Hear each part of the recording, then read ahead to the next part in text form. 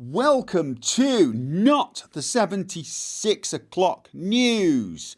I removed the grey background. Someone said it was too boring and industrial. But it was actually the original coloured background for Not the 9 O'Clock News that I seem to find anyway.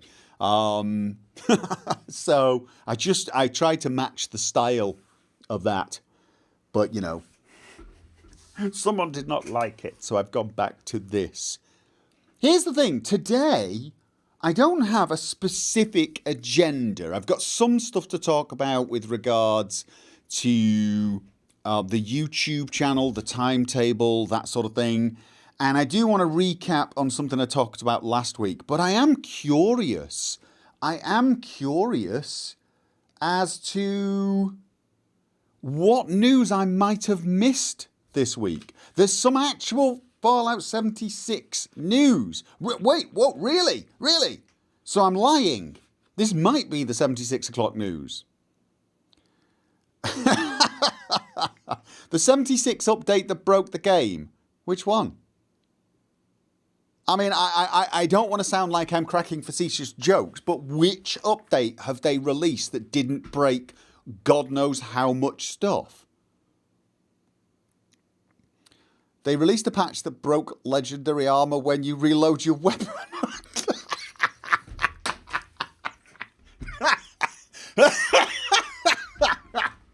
Oh, please tell me you're joking. Please tell me you're joking. Please tell me that's a joke.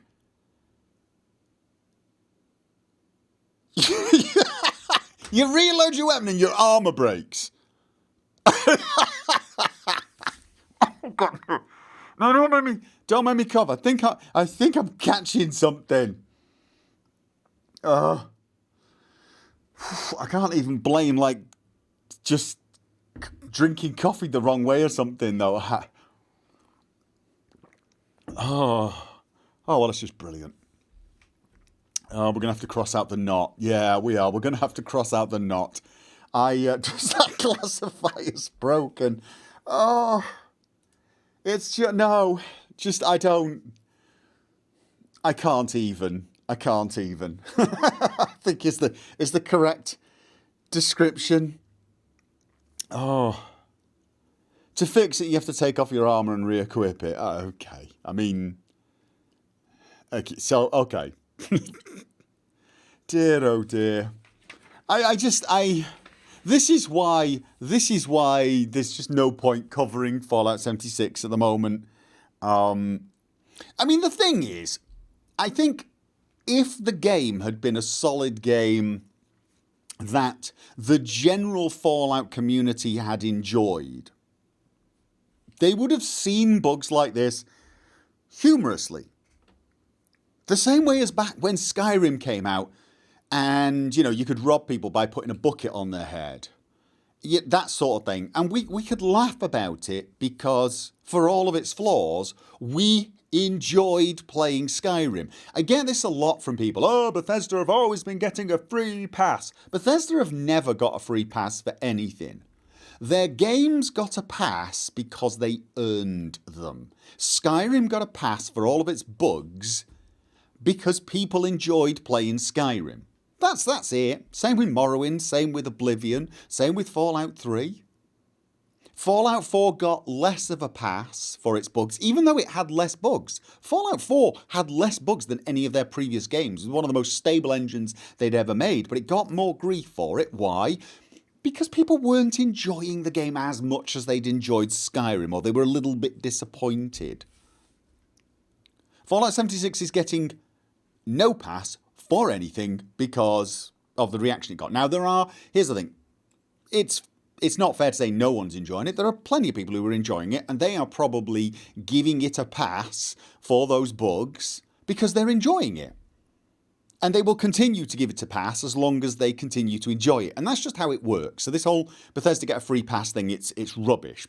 Their games have got a pass from people who enjoyed the game.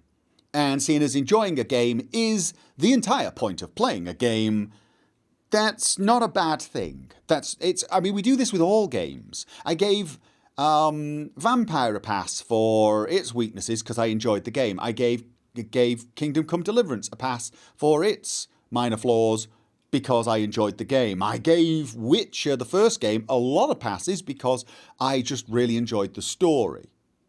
There are very few games where I don't have to give it a pass on at least something, and it's all going to depend on whether or not I enjoyed the game. That's how it goes. But I think Fallout 76 proves the myth of Bethesda getting a pass to have been exactly that, a myth. Because they didn't get a pass for Fallout 4, not really, not much of one, and they certainly didn't get one for Fallout 76, so I've gone off on a tangent. Yes, I did. So what was the other piece of news that... Oh, I tell you what. I did notice Bioshock is getting a new game, right? They've announced a new one, probably 3 years away. Which means I am going to have to play those bloody games. They're such me games when I look at them. They're so me looking. But I've always had them down as potential Let's Plays, you see. And when you've got something down as a potential Let's Play and you've got too many things to Let's Play, you don't play. You know, I'm currently going through a Scoital playthrough of Witcher 2 on my own just to know what the hell that side of thing is. So I'm like rushing through the first chapters just to get to that bit so I can discover what's going on there.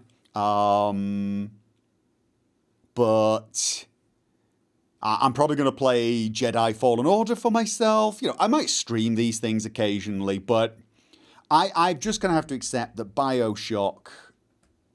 Is the donation alert broke again? Really? This is annoying.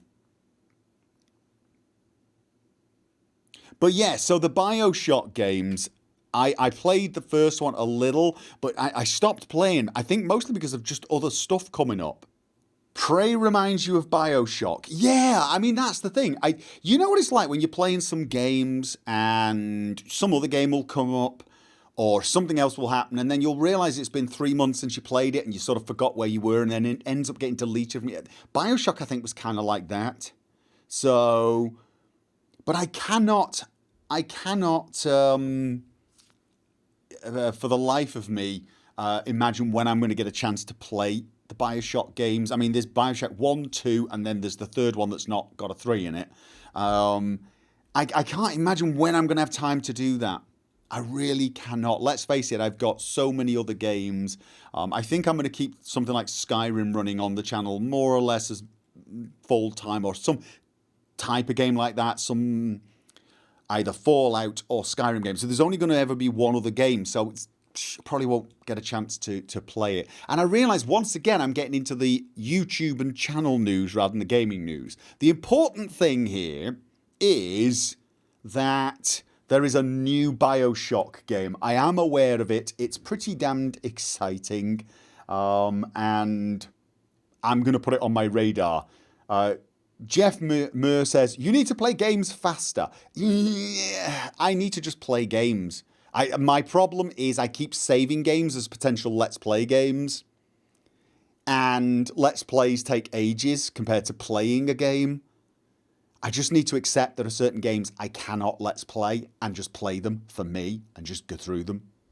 Which takes a fraction of the time. And, you know, means I might actually have an opinion on some of these games. I get the feeling we're not really going to be talking about much news or anything because everyone's just asking questions about Let's Plays. Let's Plays, my health, the channel, also. All right, tell you what, let's just go with the flow. I'm trying to be professional here. And in today's gaming news segment, it is... And then we get distracted. So let's just... I'm going with the flow. Oh, wait, whoa. The Gaming Awards. They're happening tonight. What, live stream? Are they being live streamed? Okay.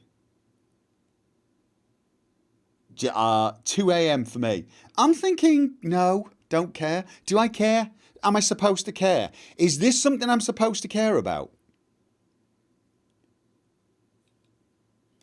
The problem is he usually ends up voting for a bunch of games that like I've not played or not got round to. And And I don't think it means anything. I don't think anybody tunes in and goes, oh, that one game of the year, I will play it. People tune in to find out if their favourite game got game of the year so they can bitch if it didn't, right? I mean, that's what happens. You know, it's kind of like watching Yahtzee on zero punctuation. You don't actually go to him for a review on a game that you've not played. You go to find out about a game that you've no intention of playing, or you've played and just want to know if he agrees with you, or actually, in the case of Yahtzee, how badly he's going to rip it apart or something. You know what I mean? It's the Game Awards, I assume, are just something like that. No one actually cares. 76 is up for best game. Ha ha ha ha ha ha ha. You bought The Witcher 3 because it became the game of the year. Really? I suppose it does happen to some degree, I suppose. Maybe in like the years later, people looking for bargains and they'll say, oh, that was game of the year, that must have been good. I suppose. And it's that time of year, we're supposed to do a whole top 10 thing, aren't we, of 2019. Top 10 games of 2019. And I've only played 2 games that came out in 2019, so it would be a very short list, really, wouldn't it? Does DLC count? Does DLC count? Because then maybe I could make it 3. You know. You know what I would do if I was doing these? Like my top 3 games that I played in 2019, you know. And then I'd put Skyrim number 1 just to annoy the snot out of absolutely everybody, you know. We're working up to it, you know. going through all these great games. Metro, Exodus, but in number 1, it's Skyrim.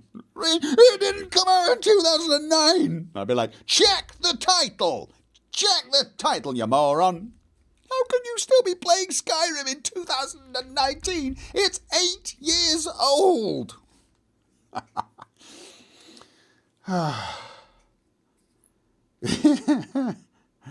mean, you know, these sort of a best game of, most disappointment, most rage-inducing. Everyone does these videos at this time of year, don't they? Should I do one just for the lols, just to troll people? Yeah, Wolfclaw's got a point. Basically, the thing that's important for me is they tend to announce games at the show. So if you get a bunch of comments doing, "Did you see this game tomorrow?" That's why. Right. It's less of a you need to talk about this news as you need to brace yourself for a bunch of comments about, did I see? Yeah, I mean, there's a good argument to say I should be paying attention to things like that. Okay, though, you know what? I'm going to go back. I did say I would talk about the Let's Plays because there were a few questions about, like, do you play faster than when you Let's Play? And are you as obsessive about loot when you play as you are when you Let's Play? And the answer is I play a hell of a lot faster. I mean, I've stormed through the first parts of The Witcher 2, but then I know what I'm doing. I kind of know all the quests, so I am actually storming through. But even if I just play a game I've never played before, I play a hell of a lot faster when I'm not Let's Playing. I mean, it's night and day. I'm actually gonna do a video on the whole process of making Let's Plays, my process, because it's obviously not everyone's process, and why it's different. And the things I change and the way I change my setup for a Let's Play as compared for a playthrough. Both the mental process, the setup process, because I have completely different settings on things like mouse sensitivity. I mean, my mouse sensitivity when I play games for a Let's Play is set so damned low. I'm sweeping my arm like a maniac to turn. It's ridiculous. Whereas if I play some fast-paced FPS game, I'll crank up the sensitivity a little. Well, actually quite noticeably for me. Because like with my current setup, for say the Outer Worlds or when I was playing Fallout 4, there was no way I could do, you know, quick scopes. No way I could do like a 180 quick scope with my current setup in any of those games. Not totally sure those games could do that anyway. They've got really slow scoping. But then when you compare it to my setup with games like Payday 2 and things like that, or when I was playing Overwatch, completely different setup.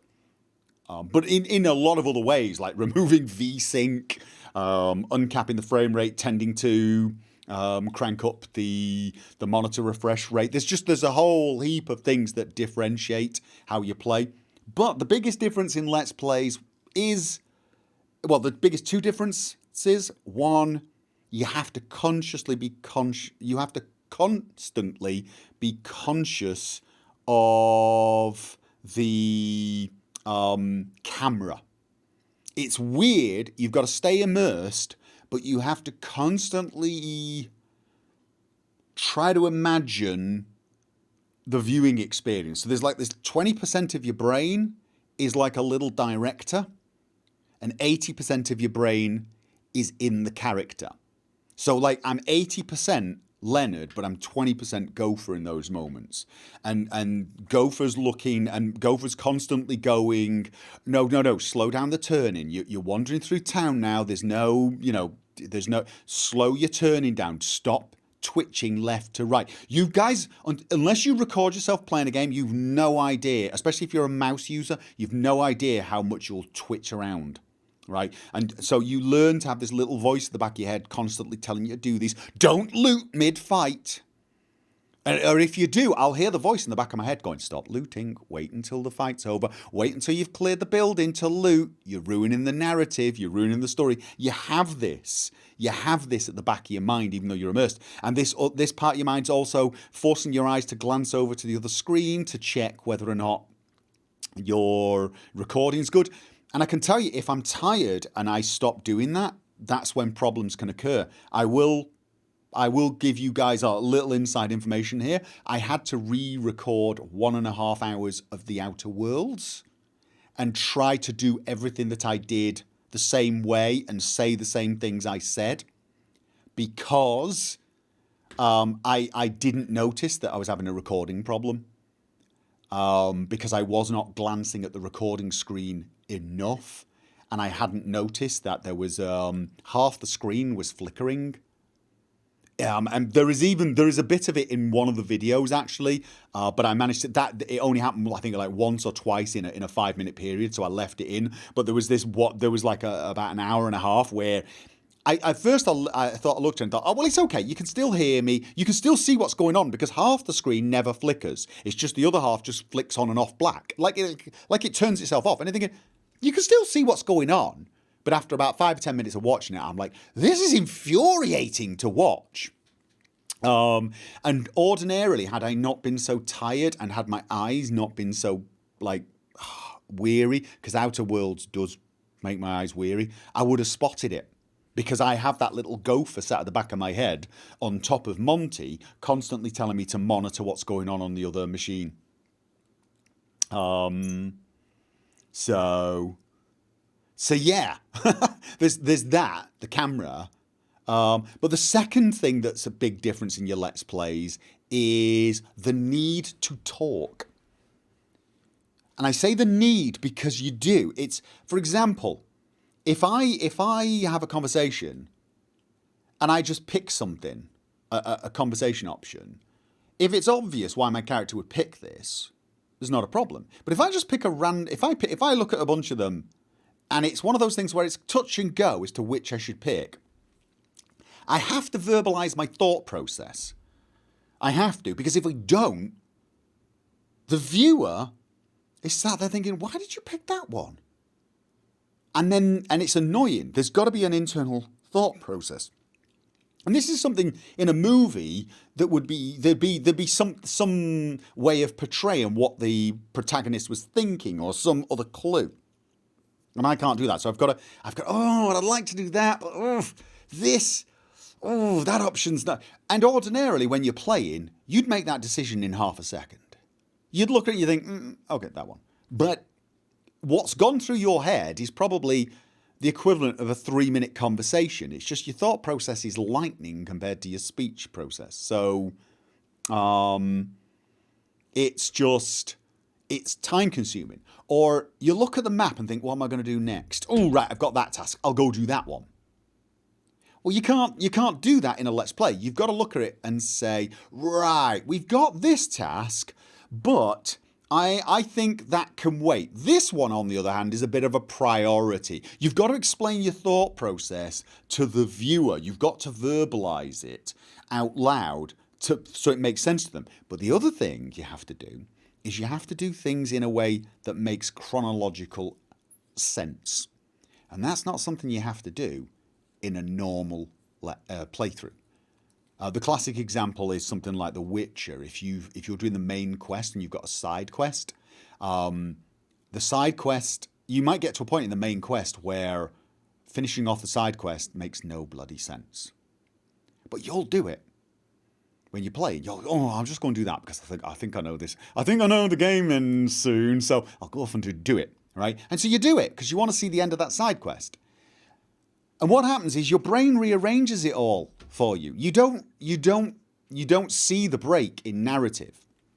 Because what your brain does is your brain just sort of like, when you remember that game later on, you remember the main quest and then you remember the side quests and they're all separate things. It's like your brain almost says to you, oh, this is a flashback on that bit or something.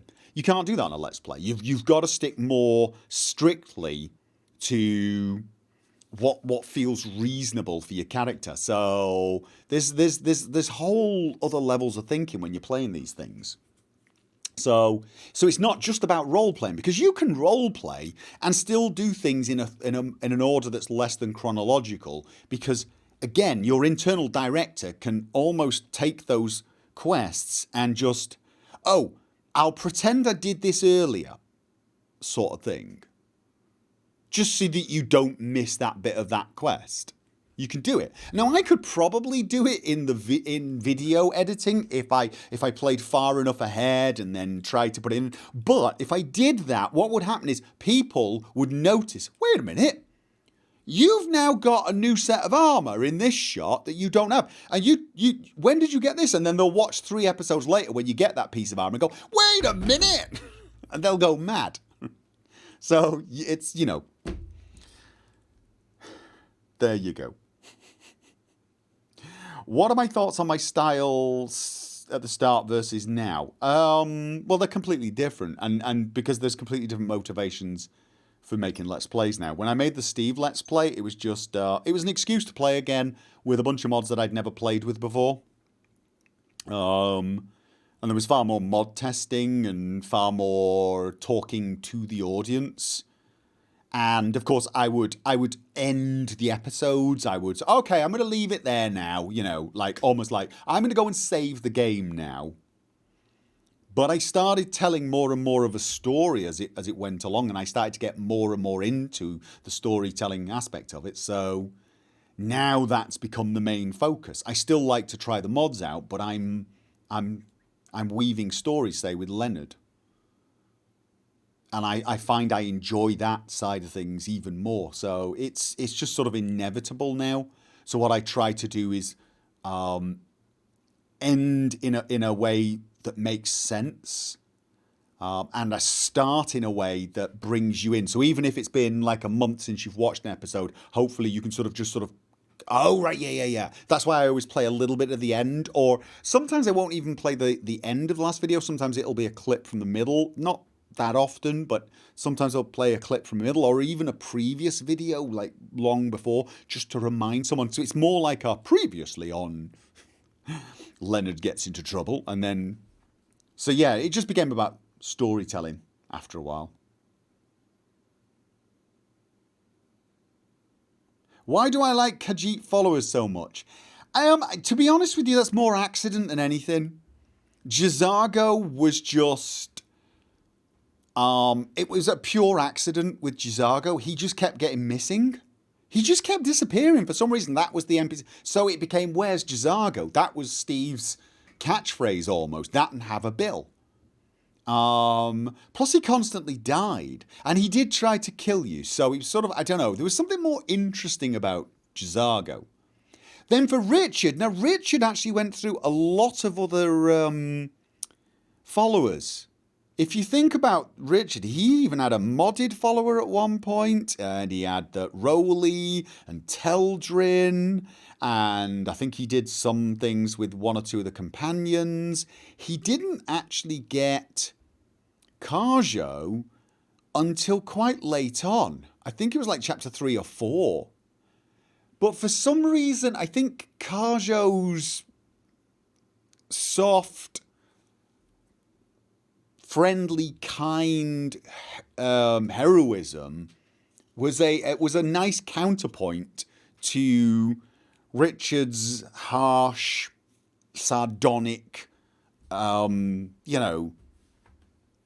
antisocial approach to things. I don't know why. For some reason, there was a bond there between those two, and it became so strong that there was, because originally I was thinking I'd just try different NPCs, just different followers, but Carjo just became a little more.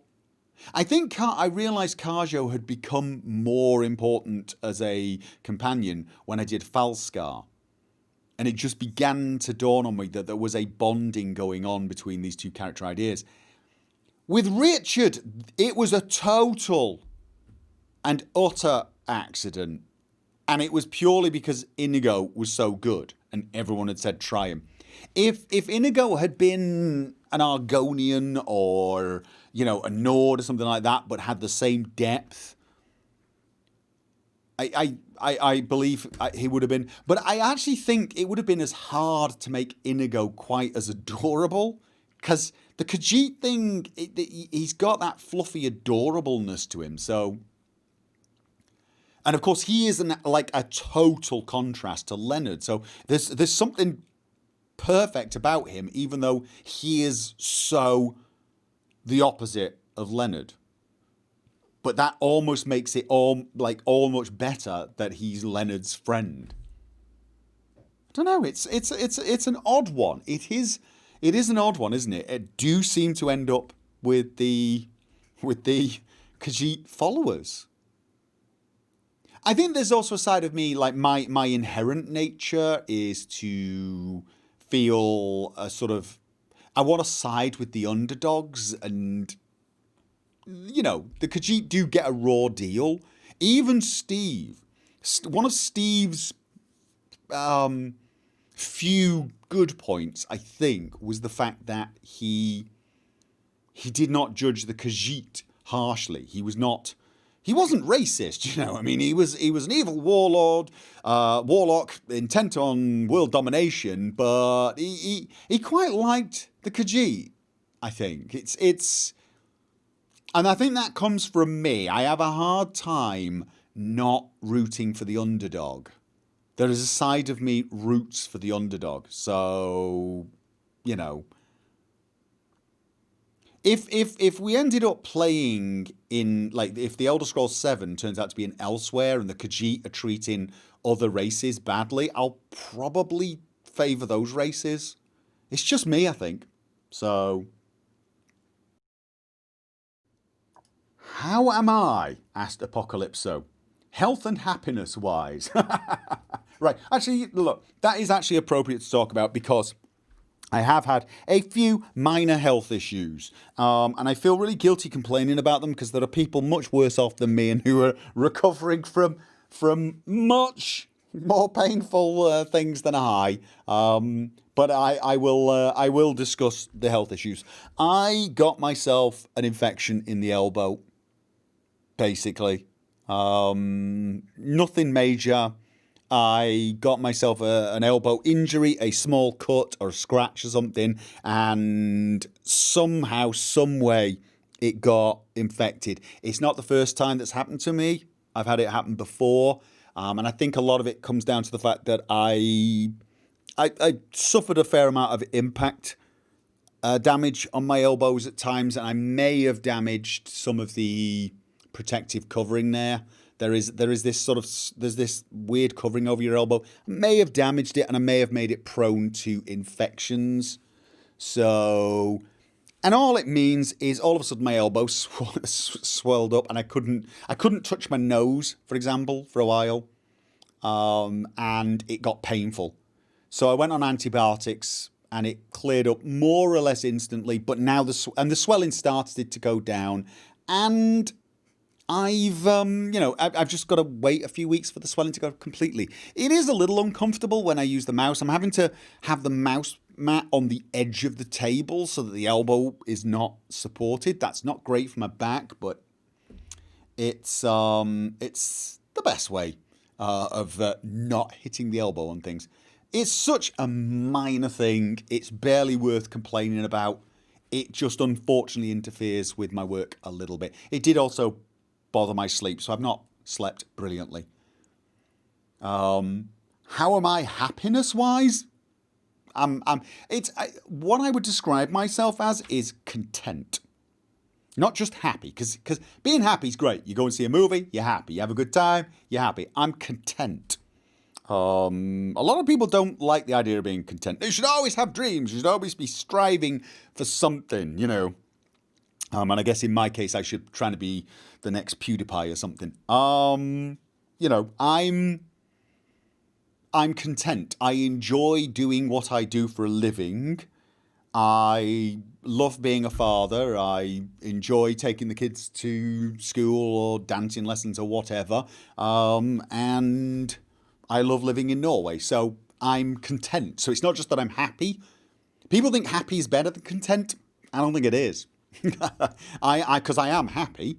I have my moments where I'm like, bloody hell, will you stop making noise? Because that was the thing here for a lot of this year. But even during that entire period where I was, you know, not sleeping during at night, so I had to work at night and sleep during the day, and I was unhappy about that, I was still content as a person. So there you go.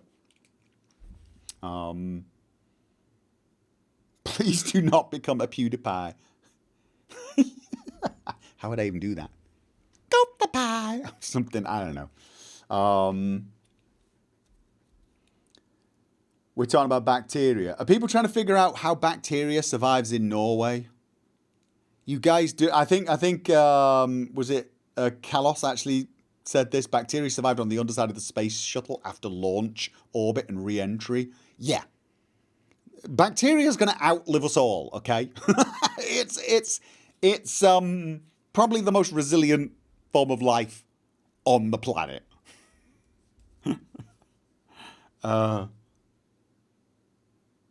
My perception of PewDiePie is too outdated. I'm sorry. Am I not keeping up with the latest YouTube trends? Oh, it's nothing. Oh, by the way, it's nothing against PewDiePie. Just I don't watch that many other YouTubers, partly because I don't have time. The ones I watch are the ones I'm trying to get news from half the time. So, you know. Holiday schedules. All right, let's talk about timetables and holiday schedules then. Right. The timetable is now back to 5 Let's Play episodes a week. Plus I upload this podcast. And I may upload some other things. At the moment, I've got a load of other things I'd like to make. But because the Outer Worlds has been causing me so many problems with the eyes, I found it very difficult to do the Outer Worlds that I want to do and do other things. So yeah, that is still an issue. I believe they're actually releasing a patch this week that actually disables the chromatic aberration, but I've already done that through any tweaks. But I don't know, maybe they've tweaked it in some other ways. I'm actually getting used to it a lot more. I'm now able to play a couple of hours and not feel bad at the end of it. So that is good. So I'm hoping now I can get back to a more normal schedule. But of course, I'm way ahead on the recordings as well. So, and a big part of that is because I want to engage with the comments. I want to engage with the comments again, so I'm playing ahead. But that means I'm spending more time recording the Let's Plays than I need to, and I'm getting way ahead. But I'm having less time to make the other videos that I would quite like to make. But anyway, the basic timetable is going to be 5 episodes. I'm going to stick with 2 episodes of Skyrim and 3 episodes of whichever other game I'm playing. I'm thinking that's probably going to work. And I'll try to keep the Skyrim going reasonably constantly. I think people seemed, whenever the Skyrim chapters ends, people really get like twitchy over it. So I put it on a slightly more slow burn, as it were. but without the breaks, maybe. We'll see how that goes. For the holidays, we're staying here in Norway, so there will be a week, maybe 2, where I won't be able to record. I have played far enough ahead that there are videos the entire Christmas period. There will be no break. I sometimes wonder if that's a good idea. Maybe it's a good idea to have a couple of weeks break on the channel, but then at the same time I think, no, it probably isn't. TV channels don't get to go on a Christmas break, but they do change, don't they, sometimes? They do change sometimes. So maybe what I should be doing is, like, for Christmas, do a special Christmas playthrough of something else and just have that for 2 weeks so that there's a break. No Skyrim, no Outer Worlds, but something else. But I don't think that's going to happen because I'd have to get that sorted in advance. And, I haven't. I've got enough episodes of Skyrim to take me into January, and I've got enough episodes of the Outer Worlds now to take me for quite some time. So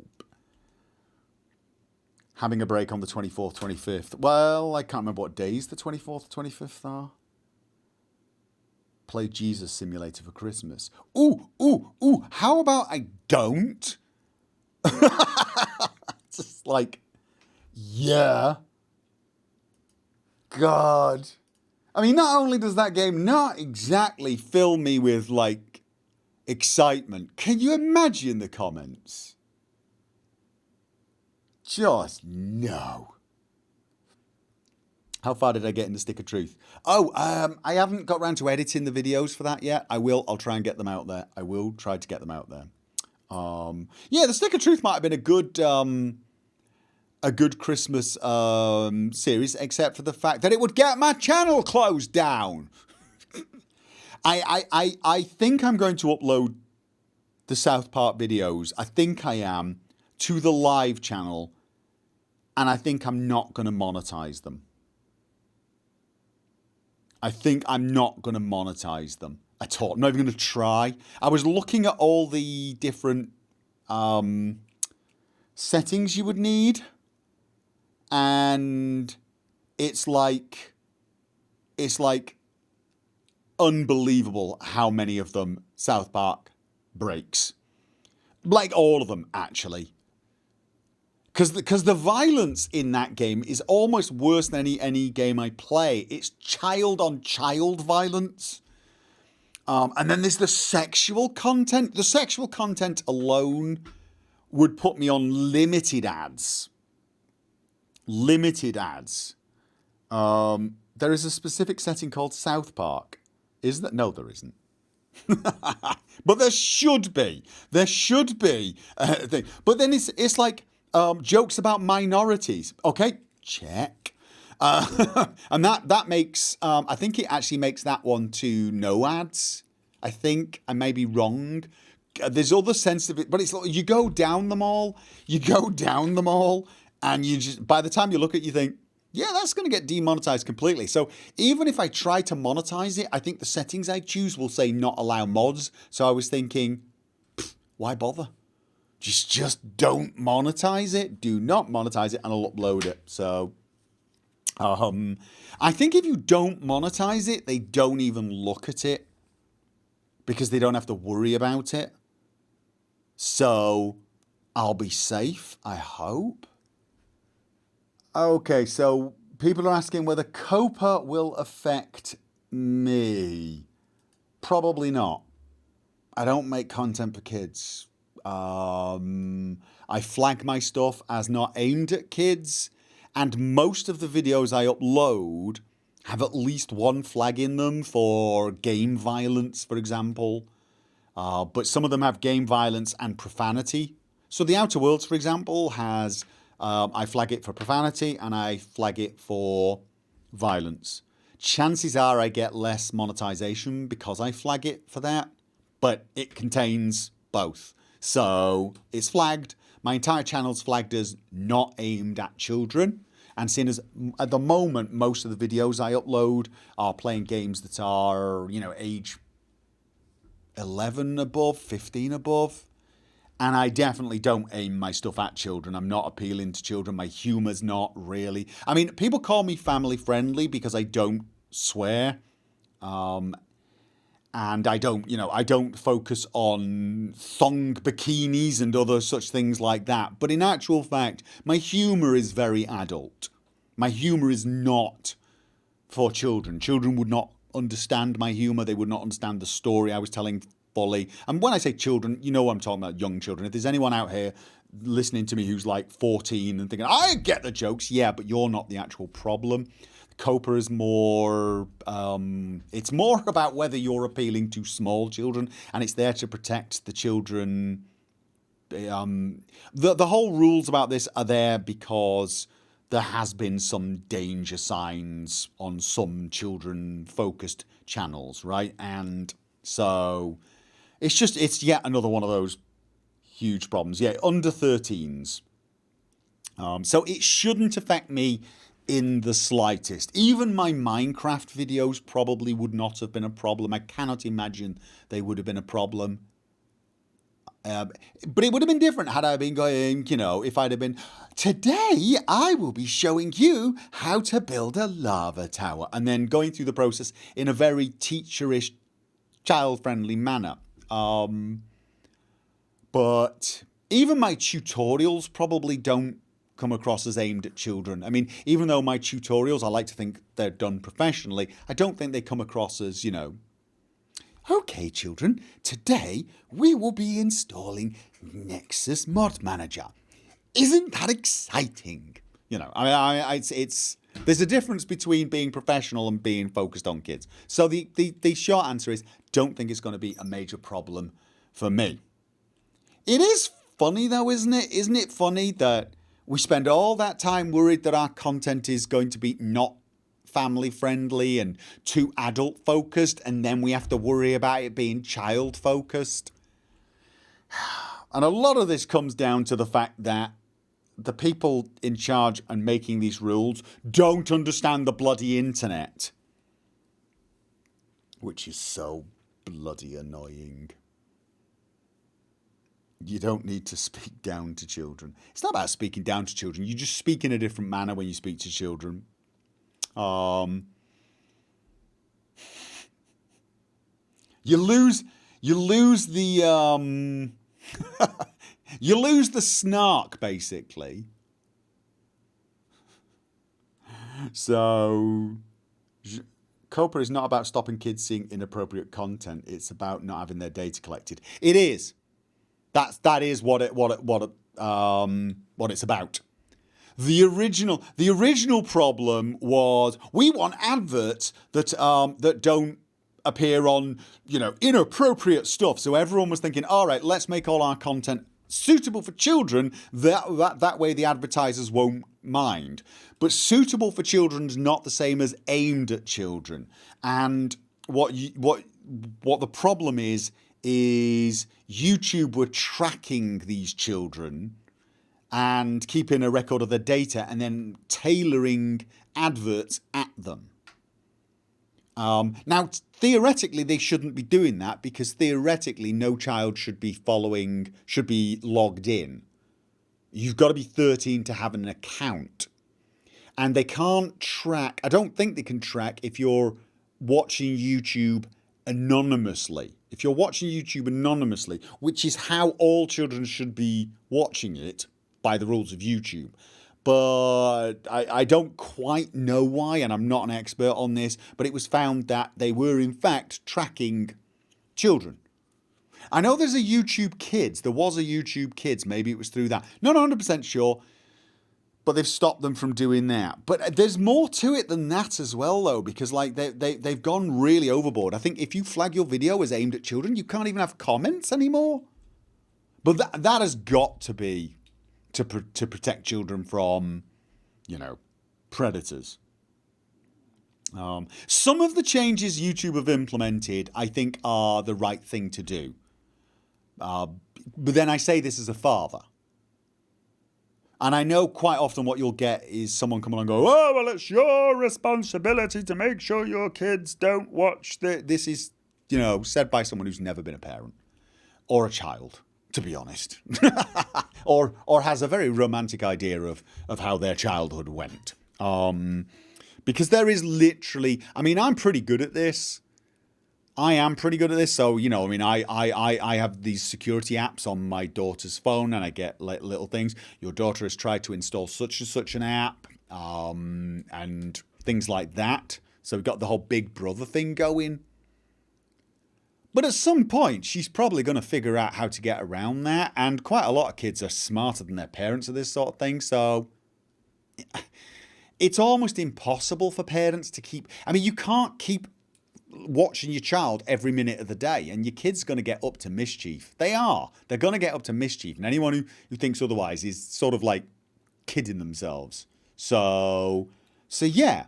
I'm all for making it harder for these predators to get hold of kids. I am. So I do understand the push. But then a lot of it ends up being usually a very reactionary and, well, ignorant response from people who don't understand the internet. So,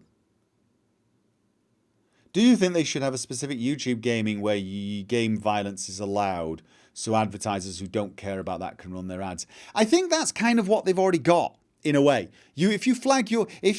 There's a violence flag that says simulated violence, not real. So, and it basically is the one I think all gamers who've got violence in their games click.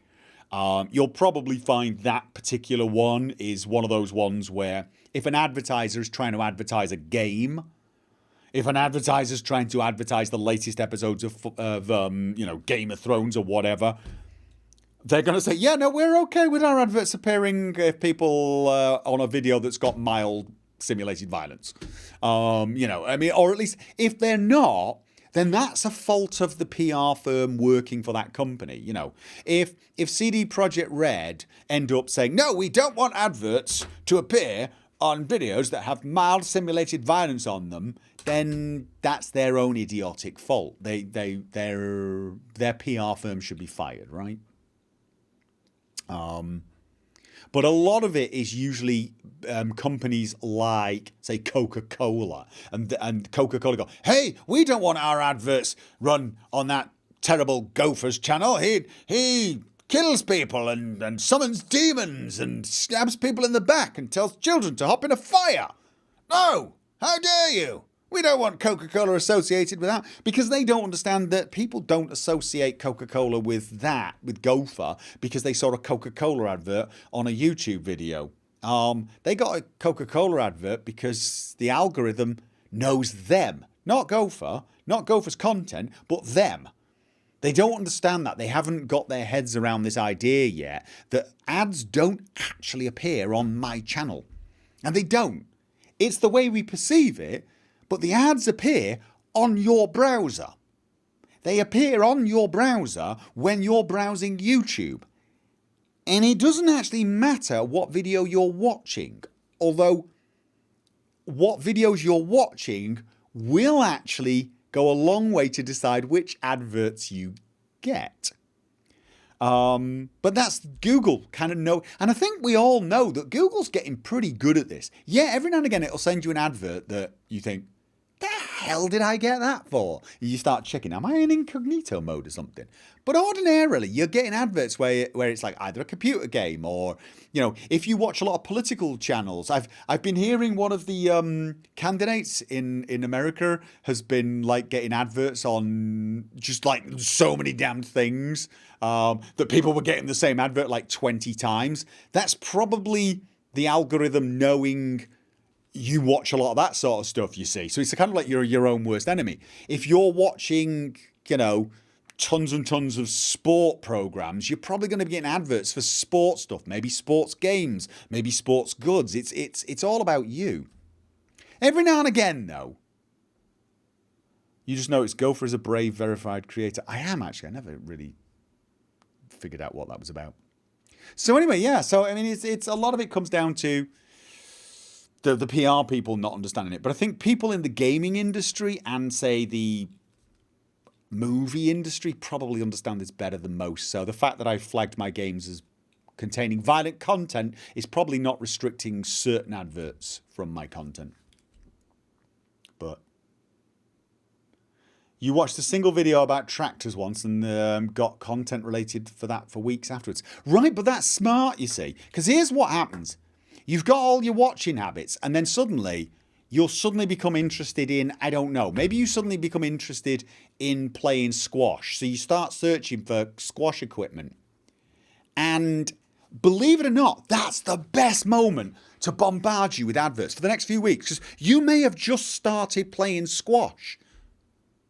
So they just start throwing stuff at you because it's good marketing. It's good marketing. But that's not, if you suddenly start seeing squash adverts or like adverts for new training shoes on my videos, that probably says more about what you've been viewing. So yeah, if you're getting adverts for Viagra, don't be blaming me. Question your own search habits, okay?